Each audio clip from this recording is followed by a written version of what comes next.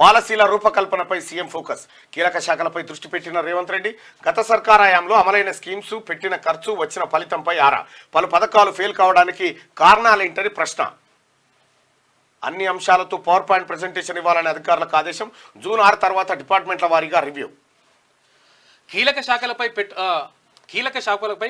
పట్టు పెంచుకోవడం ద్వారా పాలనలో తనదైన మార్కు చూపించేందుకు సీఎం రేవంత్ రెడ్డి రెడీ అయ్యారు. రాబోయే 5 ఏళ్లలో ప్రజలకు ప్రభుత్వాన్ని మరింత చేరువ చేయడమే లక్ష్యంగా ఎలాంటి పాలసీలు రూపొందించాలని అనే దానిపైన కసరత్తు ప్రారంభించారు. 10 ఏళ్లలో ఆయా శాఖల పరిధిలో తీసుకున్న విధానపరమైన నిర్ణయాలు, అమలు చేసిన స్కీములు, పెట్టిన ఖర్చు, జరిగిన లబ్ధి, ఆయా స్కీముల ప్రస్తుత పరిస్థితిని క్షుణ్ణంగా స్టడీ చేయాలని నిర్ణయించారు.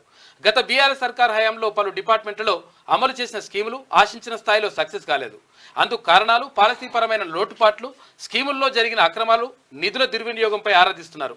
ఆయా శాఖల పరిధిలో పనికిరాని స్కీములను పక్కన పెట్టడంతో పాటు అనవసర ఖర్చులను తగ్గించుకోవాలని భావిస్తున్నారు. ఈ నేపథ్యంలో ప్రతి శాఖకు సంబంధించిన పూర్తి స్థాయి సమాచారంతో సిద్ధంగా ఉండాలని, పవర్ పాయింట్ ప్రెజెంటేషన్ ఏర్పాట్లు చేసుకోవాలని ఉన్నతాధికారులకు సీఎం రేవంత్ ఇటీవల ఆదేశించారు. జూన్ 6 తర్వాత డిపార్ట్మెంట్ల వారీగా రివ్యూ నిర్వహించనున్నారు.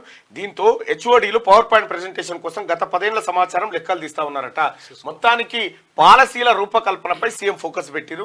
కీలక శాఖలపై దృష్టి పెట్టిన రేవంత్ రెడ్డి ఏ శాఖలో దుబారా జరిగింది, ఏ శాఖలో నిర్లక్ష్యాలు జరిగినాయి, ఏ శాఖలో అవినీతి జరిగింది, ఏ శాఖలో లూపోల్స్ ఏమున్నాయి, వీటన్నిటిపైన ఒక పవర్ పాయింట్ ప్రజెంటేషన్ ఇవ్వమని చెప్పి ఆయా శాఖల హెచ్ఓడీలను ఆదేశించిండు ముఖ్యమంత్రి రేవంత్ రెడ్డి. దాని ద్వారా ఏం జరుగుతుందంటే కేసీఆర్ పెట్టిన బొర్రెలని మూసేయొచ్చు అన్నట్టు.